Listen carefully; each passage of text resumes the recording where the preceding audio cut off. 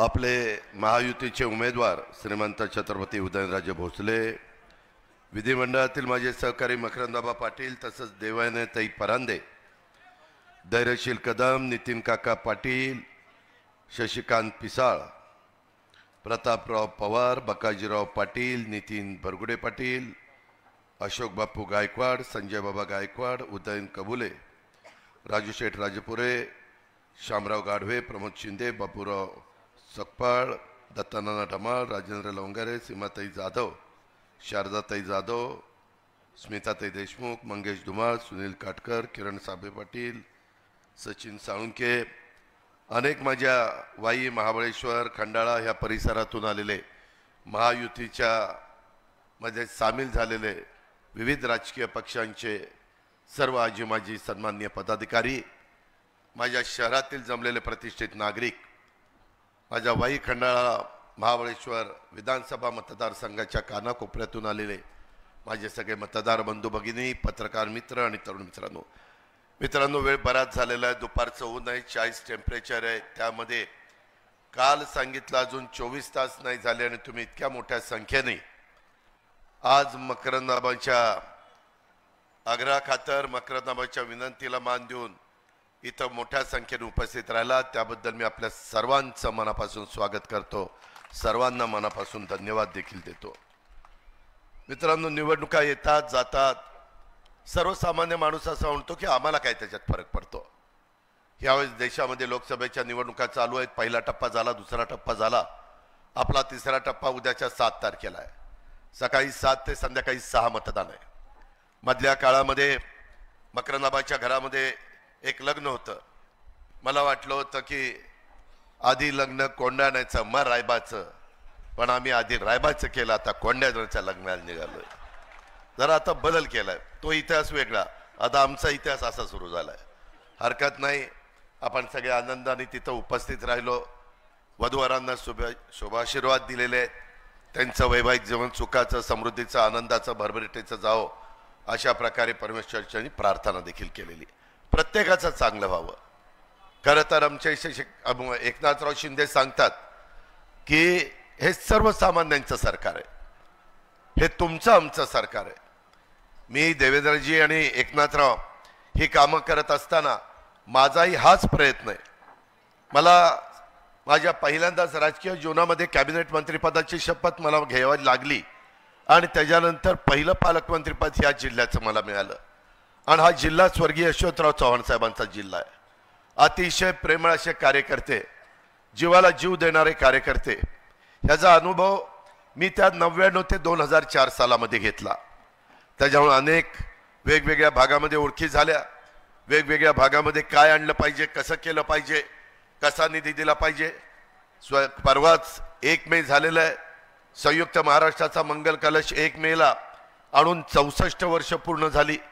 त्यावेळेस यशवंतराव चव्हाण साहेब हे काय कर्तबगार नेता आहे हे देशाला कळलं, जगाला कळले, महाराष्ट्राला कळले।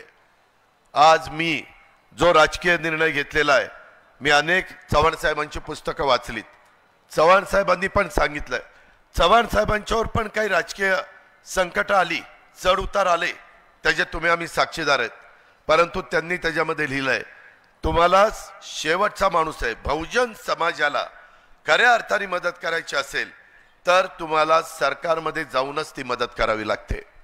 आज मी काही ताम्रपट घेऊन जन्माला आलेलो नाहीये, मी सत्तेला आपापलेलो माणूस नाहीये, पण चव्हाण साहेबांचा विचार, चव्हाण साहेबांचे आज जो दाखवलेला रस्ता आहे, मी ह्यावेळेस जो राष्ट्रवादी काँग्रेस पक्षाचा जाहीरनामा दिलाय त्याच्यामध्ये स्वर्गीय यशवंतराव चव्हाण साहेबांना भारतरत्न मिळालं पाहिजे अशा प्रकारची आपण मागणी केली। ठीक आहे, उशीर झाला, परंतु अनेक मोठ्यांना स्वर्गवासी झाल्यानंतर देखील तशा पद्धतीनं पुरस्कार मिळालेले। त्याच्यानंतरच्या काळामध्ये चव्हाण साहेबांच्या बरोबर काम करणारे, त्यामध्ये किसनवीर आबा असतील, त्याच्यानंतरच्या काळामध्ये काम करणारे लक्ष्मणराव तात्या पाटील असतील, मदनराव पिसाळ असतील, आम्ही ज्यांना जिल्हा परिषदेमध्ये कामाची संधी दिली ते आपल्या सगळ्यांचे सहकारी, त्या संदर्भामध्ये बाळासाहेब भिलारे असतील, अशा वेगवेगळ्यांची आठवण येते। मी त्यांना सगळ्यांना भावपूर्ण श्रद्धांजली अर्पण करतो. काळाच्या नियतीच्या पुढे तुमचं माझं काही चालत नाही. येणाऱ्या प्रसंगाला सामोरं जावं लागतं, बाकीच्यांना सावरावं लागतं आणि त्याच्यातनं आपल्या परिसराला पुढे घेऊन जावं लागतं.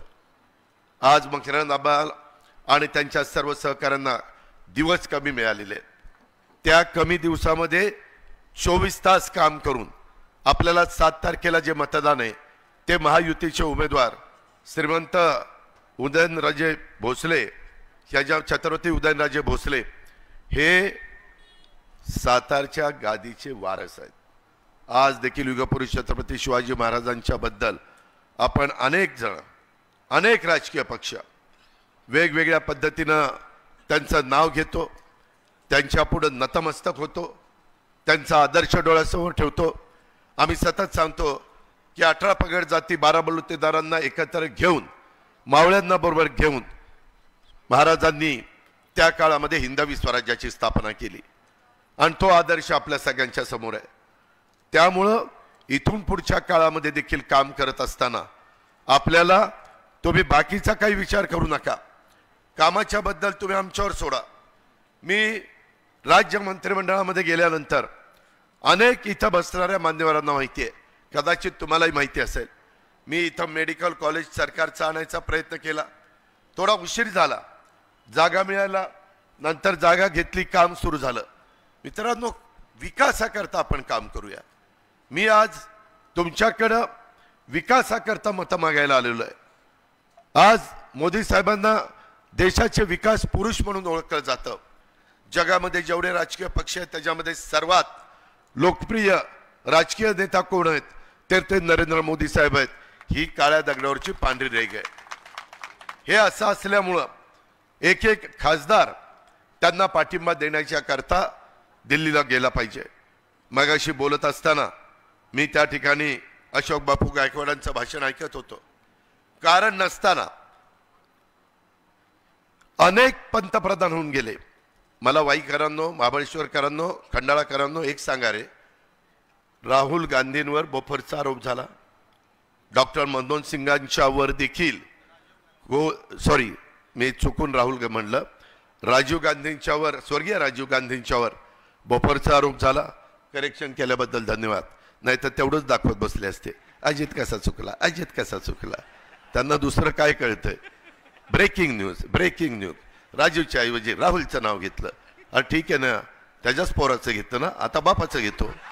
काय बाप ताटात काय वाटीत काय, परंतु स्वर्गीय राजीव गांधी. मित्रांनो, त्यामध्ये मी आपल्याला सांगतो त्यांच्यावर पण बोफरचा आरोप झाला. मी त्यांनी मला तिकीट दिलं होतं 91 साली बारामती लोकसभा मतदारसंघाचं, नंतर एक दुःखद घटना घडली आणि राजूजी आपल्यातनं निघून गेले. पण त्याच्या आधी मिस्टर क्लीन अशा प्रकारची त्यांची इमेज होती. तरी देखील बोफरचा आरोप, त्याच्यातनं त्यांना सत्ता सोडावी लागली. डॉक्टर मनमोहन सिंगांना 2G ते तरी एवढं फेमस झालं की विचारताच सोय नाही. हां, कोळसा नाही, ते आता 2G झाल्यावर कोळसा, कारण कोळसा काळा असतो ना जरा नंतर कोळसा, त्याच्यामध्ये कोळसा घोटाळा, ज्या माईन्स आहेत खाणीच्या बद्दल त्यांना ॲफिडेव्हिट द्यावं लागलं, त्यांचं म्हणणं मांडावं लागलं. मित्रांनो, एक गोष्ट मान्य केली पाहिजे, माझी विचारधारा वेगळी आहे. मी शिवशाहू फुले आंबेडकरांच्या विचारधारेचा आमचा राष्ट्रवादी काँग्रेस पक्ष आणि आम्ही सगळे कार्यकर्ते आहोत. पण कधी कधी 2 पावलं पुढं मागे सरकावं लागतं. आम्ही 19ला नेत्यांनी सांगितलं, साहेबांनी सांगितलं नाही आता उद्धव ठाकरेंच्या बरोबर जायचं. आम्ही गुमानो राजीनामा दिला, उद्धव ठाकरेंच्यावर गेलं. मला सांगितलं त्यांच्या अजिबात तक्रार येता का म्हणे. 2.5 वर्ष असं काम केलं, मकरंद आबाला विचारा, एक तक्रार जाऊन दिली नाही. उलट ते म्हणले, राव तू लयच चांगला आहे. म्हटलं तुम्हाला नंतर कळलं हो मी लयच चांगला आहे. आधी कळलं असतं तर आपण दोघं कवाच कुठे गेलो असतो. पण हरकत नाही, तो विषय इथला नाहीये. माझं तुम्हाला हे सांगणं आहे की त्या संदर्भामध्ये ज्या ज्या गोष्टी सांगितल्या तशा आम्ही केल्या, परंतु 10 वर्षाच्या कारकिर्दीमध्ये पंतप्रधान नरेंद्र मोदी साहेबांच्यावर एक एवढा देखील शिंतोडा उडवल्याचं कोणाचं उदाहरण दाखवता येणार नाही. हे आपण मान्य केलं पाहिजे. आज आपल्या आजूबाजूची राष्ट्र जे पाकिस्तान कुरघुडे करायचं, पुलवामाला असा दणका दिला की पुन्हा पाकिस्ताननी आपल्याकडे बघितलंच नाही, गपगार शांत बसलाय. ज्यावेळेस आमचे मुलं मुली भारतातली शिकायला युक्रेनला गेली होती, बऱ्याच जणांना युक्रेन माहिती नसेल, रशियाच्या जवळ आहे, आणि रशिया आणि युक्रेनचं युद्ध सुरू झालं. पुतिन रशियाचा मेन माणूस, आणि ते युद्ध सुरू झाल्यावर आम्हाला महाराष्ट्रामध्ये फोन यायला लागले. आमची मुलं तिथं, मुली तिथं डॉक्टरच्या शिक्षणाकरता गेल्यात, देशातली गेलीत. आम्ही नंतर पंतप्रधानांशी संपर्क साधला. पंतप्रधानांनी सांगितलं काळजी करू नका. अरे मित्रांनो, तुम्ही शाट पडाल. युक्रेनचं युद्ध थांबवण्याच्या करता पुतिनला फोन लावला, कुणी? मोदी साहेबांनी. आणि पुतिनला सांगितलं माझी मुलं मुली भारतातली तिथं आहेत, तेवढ्या काळापुरतं युद्ध थांबवा. युद्ध थांबलं आणि स्पेशल विमानं घालून पाठवून सगळ्यांना सुरक्षित त्यांच्या त्यांच्या जागी पोहोचवलं. हे येड्या गाबाळ्याचं काम नाही, त्याला दमदार नेता, धडाकेबाज नेता लागतो, तर ते होत असतं. गेल्या 10 वर्षामध्ये तुम्ही इंटरनॅशनल दर्जाचे विमानतळ म्हणू नका, टर्मिनल म्हणू नका, वेगवेगळ्या प्रकारचे पोर्ट म्हणू नका, नॅशनल हायवे म्हणू नका, ज्या काही गोष्टी जशा railway, Vande Bharat train, bullet train, वेगवेगळ्या प्रकारचे मेट्रो, करोडो रुपये. माझ्या पुण्यामध्ये आम्ही 16,000 कोटी रुपये आणले नदी सुधार कार्यक्रमाला पैसा. मित्रांनो, मी राज्याचा निधी मकरंदाबाला दिला, त्याच्यामध्ये मला एकनाथराव आणि देवेंद्रजींनी मदत केली, पण फक्त तो राज्याचा आहे. जर त्याला जोड देशाच्या निधीची मिळाली तर आपला परिसर कुठल्या कुठं जाईल. त्याकरता आपल्याला केंद्राचा निधी आणायचा आहे, आणि केंद्राचा निधी आणण्याच्या करता केंद्रात ज्या मोदी साहेबांचं सरकार येणार आहे त्यांच्या विचाराचा खासदार गेला पाहिजे. म्हणून माझी विनंती आहे की तुमच्या इथं नेहमी तुम्ही घड्याळ त्या ठिकाणी चालवण्याचा प्रयत्न केला. राष्ट्रवादी काँग्रेस पक्षाची स्थापना झाल्यापासून सर्व निवडणुकीमध्ये तुम्ही घड्याळाचा खासदार निवडून दिला. ह्यावेळेस तुमच्या कार्यकर्त्यांच्या, माझ्या पक्षाच्या सहकाऱ्यांच्या मनामध्ये ती गोष्ट येणं काही चुकीचं नाहीये. पण मी हे असल्या उन्हामध्ये तुम्हाला सांगतो, तुम्ही काळजी करू नका. मगाशी नितीन काकाचं नाव मकरंदाबांनी घेतलं, उमेदवारांनी घेतलं. तुमच्याही मनामध्ये, तुमच्या मनामध्ये जे ते मला समजतं. तुम्ही आपला महायुतीचा उमेदवार माझ्या वाई, महाबळेश्वर, खंडाळा ह्याच्यामध्ये चांगल्या मताने, लाख मताचं मताधिक्य द्या. कारण आता समोर कुणी नाहीच आहे ना. जे आहे तेही कमळाचं काम करतात, ज्याचं आपलं जमत नाही तेही कमळाचंच काम करतात, आणि आपणही ते करायचं आहे. तुम्ही काळजी करू नका, तुम्ही ते काम करून दाखवा. मी 9 जूनमध्ये नितीन काकाला खासदार केला तर पवाराची औलाद सांगायचो नाही. माझ्यावर सोपडा, तुम्ही फक्त माझं ऐका, त्याच्यामध्ये बदल होता कामा नये. मित्रांनो, शेवटी कुणाला कशी ताकद द्यायची ते मला चांगलं कळतं. तुम्हाला आज मी सांगतो, ज्या दिवशी 2 जुलैला शपथविधी होता, एका माझ्याच तिथं छोटी खोली होती, मी बसलोय, आबा बसलाय, तिथं नितीन काका बसलाय. मी आबाला म्हणतो चल शपथविधीला, चल शपथविधीला. अरे तू माझा पाहुणा आहे, माझी बहीण तुला दिलेली आहे, तिचं तरी ऐक. नाही राव दादा, आईला विचारल्याशिवाय नाही, कार्यकर्त्यांना विचार. अरे म्हणलं, नेत्यांनी सारखं सारखं कार्यकर्त्याला विचारायचं नसतं. जेव्हा नेत्याला गरज असते तेव्हाच कार्यकर्त्याला विचारायचं असतं. आज आपण शपथविधी घेऊ. 10 मला मंत्रिपद मिळालेली आहेत. मला सातारला मंत्रिपद द्यायचं आहे. मागं मला देता आलं नाही, त्यावेळेस साहेबांनी उत्तर कराडला दिलं, ती भर मला भरून काढायची. नितीन काका म्हणला, दादा म्हणतोय ती खरंय. आबा ऐक, आबा ऐक. कशाचा आबा ऐकतोय? मला तर वाटलं नितीन काकालाच येऊन शपथविधी घ्यावा. नाही तर शपथविधी घेतला तर 6 महिने राहता येतं, त्याला काही लगेच आमदार व्हावं लागत नाही. आणि मग परत ह्याला कळलं असतं तर मग नितीनला सांगितलं असतं आता ते राजीनामा, आणि आबा घे आता शपथ. पण जाऊ दे म्हणलं, उगीच काहीतरी वेगळं दिसे. त्यावेळेस त्यांनी माझं ऐकलं नाही.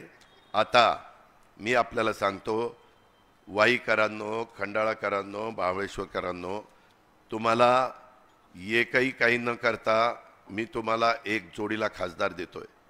उद्याच्याला उदयनराजे आपली कामं करतीलच, परंतु उदयनराजेंच्या व्यापातनं जर काही वेळ लागला तर नितीन काका आहे ना, काका चल घे काम कर, सारखं काकाच्या मागं भुंगा लावायचा. आणि त्याच्यात मी पण आहे, देवेंद्र पण आहे, एकनाथराव शिंदे आहे. राज्याच्या बाबतीतली मदत आम्ही करू, पण तुम्ही उद्याच्या काळामध्ये महायुतीचा उमेदवार निवडून दिला पाहिजे. मगाशी मकरंद आबांनी पण सांगितलं, मी पण ते तुम्हाला सांगतोय, तुम्ही तुमचं काम करा, आम्ही आमचं काम करू. शेवटी आपण साधू संत नाही, नुसतं विचार ऐकायचे आणि त्या पद्धतीनं त्या रस्त्याने जाण्याचा प्रयत्न करायचा. त्यांचे विचार साधू संतांचे तर उत्तमच आहे, वारकरी संप्रदायाच्या बद्दल आपल्याला सगळ्यांना आदरच आहे, त्यांच्या पुढे आपण नतमस्तकच होतो.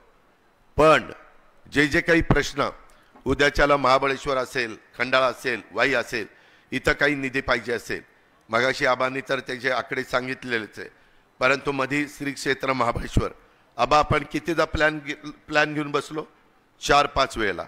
आणि मग आम्ही आपले एकनाथराव शिंदेची कमिटी त्यांच्या पुढे नेला. शिंदे साहेबांना पण आवडला, म्हणले चला मंजूर, आणि त्याच्या ती मंजुरी आपण दिले. 5 नद्या उगम पावल्यात ना, का 7 नद्या किती उगम पावल्यात तिथं? 5 नद्या उगम पावल्यात. एवढं चांगलं करतो की लोक वेण्णा लेकला जातात, महाबळेश्वरमध्ये फिरतात, पण आल्यानंतर पर्यटक म्हणला पाहिजे चला आपण श्री क्षेत्र महाबळेश्वरच्या दर्शनाला जाऊ. एवढा सुंदर प्लॅन केलेला आहे. त्याच्यामध्ये प्रतापगडचं काम मध्ये आपण हातामध्ये घेतलंय, किल्ले गड ह्याचं संवर्धनाचं काम आपण हातामध्ये घेतलंय. स्कुबा ड्रायव्हिंग ह्याचा उपयोग तुमच्या माझ्या परिसरामध्ये सातारा जिल्ह्यात येणाऱ्या पर्यटकांना त्या ठिकाणी होणार आहे. पर्यटनाला चालना देण्याचं काम आपल्याला करायचं आहे. मध्ये आपलं सैनिक स्कूल, मला अनेक जण सांगायचे दादा चांगले लोक तिथे शिकले, त्याला मदत करा. 400 कोटी रुपयाची मदत केली. तुम्ही काळजी करू नका. तुम्ही ज्या पद्धतीनं स्वर्गीय यशवंतराव चव्हाण साहेबांचा वारसा पुढे आम्ही घेऊन चाललेलो आहे, आम्हाला काहींनी सांगितलं तोच राष्ट्रवादी काँग्रेस पक्ष, तोच झेंडा, तेच चिन्ह, परंतु ते वापरायचं नाही. आमचा फोटो, आम्ही गप्प बसलो, ते आपलं दैवत आहे, परंतु मी कोर्टात जाईल, आम्ही काही म्हणलो नाही. मी त्याच्याऐवजी ठरवलं की ठीक आहे, कोर्ट ते कोर्ट आहे, आपण चव्हाण साहेबांचा फोटो लावू. आता सगळीकडे राष्ट्रवादी काँग्रेस पार्टीच्या बॅनरवर चव्हाण साहेबांचे फोटो असतात. मित्रांनो, शेवटी अशा प्रकारची माणसं क्वचितच जन्माला येत असतात, ती त्यांना दैवी देणगी असती, त्याचा आदर आपण सगळ्यांनी करायचा असतो. जे काही 2 कारखान्याच्या बद्दल आबांनी उल्लेख केला, मी म्हणत होतो अरे नको घेऊ, मला ह्याच्यातली माहिती आहे, अरे लय जोरा म्हणजे कामाचं म्हणजे खेळखंडोबाच आहे, ते थोडेसे केस राहिले ती जातील, म्हणलं एक टाळक्यावर केस राहायचा नाही, दोघंही आपण सारखेच हो, असं आपली परिस्थिती होईल. पण काही बाबांनी ऐकलं नाही. तुमच्या रेट्या पुढं बाबांनी ते कारखाने घेतले. आता ते माग त्याच्यातनं मार्ग काढण्याच्या करता आम्ही NCDC पुढे गेलेलो आहे, त्याला राज्य सरकारने मान्यता दिलेली आहे. त्याच्यामध्ये अमित शाह साहेब म्हणाले की त्याच्यात काळजी करू नका, मी तुम्हाला मदत करतो. आज केंद्राचं सरकार चांगल्या कामाला मदत करत असतं, त्याचा पुरेपूर फायदा आपल्याला महाराष्ट्राला उचलायचा आहे, माझ्या सातारा जिल्ह्याला उचलायचा आहे, माझ्या वाई खंडाळा महाबळेश्वरला उचलायचा आहे.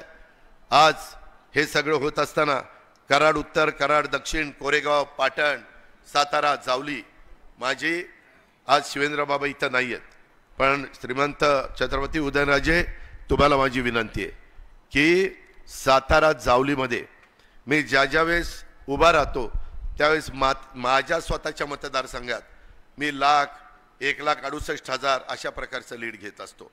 आपल्याला जास्त नको, परंतु सातारा जावळीमधनं 1 लाखाचं लीड तुम्ही आणि शिवेंद्र बाबा एकत्र असताना मिळालंच पाहिजे.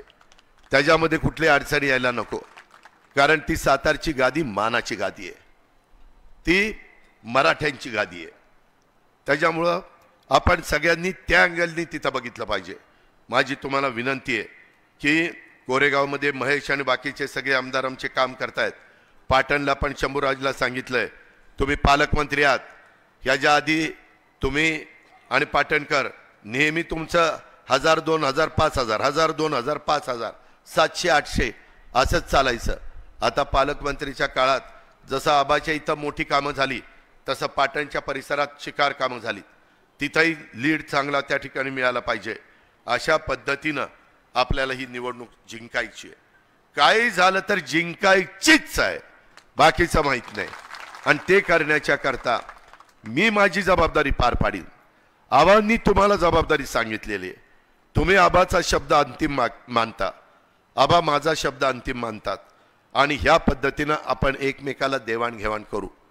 तुम्ही काही काळजी करू नका. मगाशी आबांनी सांगितलं की काही वेगवेगळ्या पद्धतीनं हेमचे रस्ते, पाणी पुरवठ्याच्या योजना, किंवा आबा म्हणाले की बाबांनो मी ही सगळी कामं करायला तुमच्या पाठीशी आहे. आबा तुमच्या पाठीशी आहे, आबा मी तुझ्या पाठीशी आहे, तो काळजी करू नको. त्यामध्ये राज्य सरकारचं 6 लाख कोटीचं बजेट माझ्या हातामध्ये असतं. ते बजेट कुणाला किती द्यायचं हे एकनाथराव आणि देवेंद्रचा अधिकार आहेच, तो मी कधीच नाकारत नाही. परंतु माझ्याकडनं फाईल जाते त्यावेळेस मी त्या ठिकाणी आपल्याला देण्याचं काम करत असतो विकास कामाला. इथं आमच्या देवानीताई पण बसलेल्या आहेत. शेवटी देवानीताई पंगत बसली की वाढपी ओळखीचा असला पाहिजे, म्हणजे जरा जास्त मिळतं. आता मागं ज्यावेळेस महाविकास आघाडीत होतो त्यावेळेस देवानीताई तिथं आल्या तर मी नुसता बघायचो, काहीतरी टाकल्यासारखं करायचो आणि पुढं जायचो. आता आम्ही महायुतीत आहे, आता आपण बरोबर आहोत. त्याच्यामुळं तुमचं ते दवाखान्याचं काम तुम्ही अनेकदा मला देवेंद्रजींना सांगितलं. तर ह्या ज्या काही गोष्टी आहेत किंवा आमच्या आबाचं असेल किंवा बाकीच्या सगळ्यांचं असेल, त्यामध्ये मी निधी देण्याच्या करता कुठं कमी पडणार नाही. आचारसंहितेचा नियमाचा भंग न करता जे काही करता येणं शक्य असेल ते करण्याच्या करता मी निश्चितपणे तुम्हाला मदत करील, अशा प्रकारचा विश्वास मी आजच्या सभेच्या निमित्तानं आपल्या सगळ्यांना देतो. अनेक जणांनी त्याच्या संदर्भामध्ये कारखाने पण आपण बाहेर काढू. आम्ही अनेक आजारी कारखाने मी बाहेर काढलेले आहेत. हे काही आपल्याला फार जड काम नाही आहे, फक्त कठोर भूमिका घ्यावी लागते, फक्त कडक वागावं लागतं. आणि लोकांनी पण हे आपल्याकरता करतोय, हे समाजाच्या भल्याकरता करतोय, अशा प्रकारची एक जाणीव त्यांनी त्या ठिकाणी मनामध्ये ठेवली पाहिजे. मी मगाशी सांगत होतो, इथं मला काही माझे मुस्लिम बांधव दिसत आहेत. मित्रांनो, आम्ही महायुतीचं सरकार आलं, ते आल्यानंतर मी मौलाना आझाद महामंडळाला निधी भाग भांडवल 1000 कोटी रुपये केलं. 1000 कोटी रुपये काँग्रेसवाल्यांनी पण कधी त्यांच्या राजवटीमध्ये केलं नाही.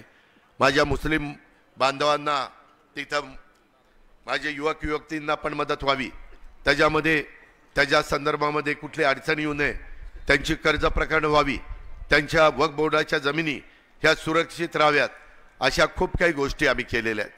आणि आम्ही सगळ्यांना बरोबर घेऊन पुढे चाललोय. त्याबद्दल कुणी मनामध्ये यत्किंचितही शंका मनामध्ये आणू नका. माझ्या वाई शहराचा, महाबळेश्वरचा, पाचगणीचा विकास करण्याच्या दृष्टिकोनातनं तिथं पण निधी एकनाथराव शिंदे आपले सुपुत्र आहेत, त्याच्यामध्ये आपल्याच सातारा जिल्ह्यामध्ये आहेत आणि त्याच्यावर त्यांचंही आपल्याला मदत असते, तेही आबाला मदत करतात, मी पण आबाला मदत करतो. पण बाबांनो, आज तारीख 4 आहे, 5 आणि 6 2च दिवस हातात आहे. 7ला मतदान आहे. कृपा करा, पायाला भिंगरी बांधल्यासारखं माझ्या विशेषतः राष्ट्रवादी काँग्रेस पक्षाच्या कार्यकर्त्यांनी, भाजप त्यांची जबाबदारी पार पाडेल, RPI आठवले त्यांची जबाबदारी पार पाडेल, त्याच्यामध्ये रासपा असेल, शिवसेना असेल, ते पण त्यांचं काम करतील. परंतु कुठं राष्ट्रवादी काँग्रेस पक्षाचा कार्यकर्ता कमी पडलाय अशा प्रकारचं चित्र माझ्यासारख्या कार्यकर्त्याला बघण्याची वेळ येता कामा नये, हीच मी आजच्या जाहीर सभेच्या निमित्तानं तुम्हाला सगळ्यांना आग्रहाची, नम्रतेची, कळकळीची विनंती करतो.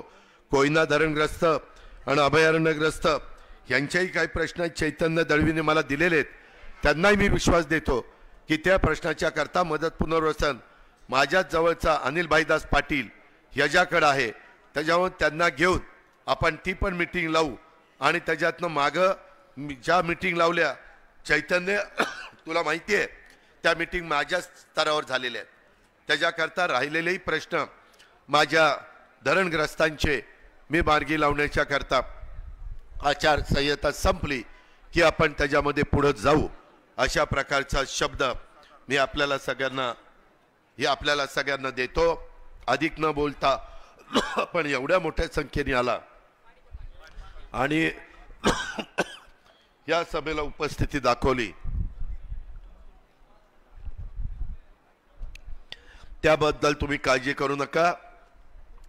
जरी राजेंना तिकीट गेलेलं असलं तरी देखील बाकीची जबाबदारी माझ्यावर मी घेतलेली आहे. त्या संदर्भात माझ्या सगळ्या सहकाऱ्यांशी माझी चर्चा झालेली आहे. त्यामुळं तुमची सगळ्यांची कामं आणि उद्याच्याला नितीन काका खासदार राज्यसभेचा झाला की काका तू फक्त वाई, महाबळेश्वर आणि खंडाळ्याचा बघायचं नाही, सातारा जिल्ह्याचा खासदार म्हणून मी तुला करतोय. त्याच्यामुळं पायाला बिंगरी आमचा मकरंद आबा कसा तिथं बांधतो, रात्री उशिरापर्यंत लक्ष देत असतो, तशा पद्धतीनं नितीन आबा इथं राष्ट्रवादी काँग्रेस पक्षाला ताकद देण्याच्या करता तुला काम करावं लागेल हे स्पष्टपणे या निमित्तानं सांगतो.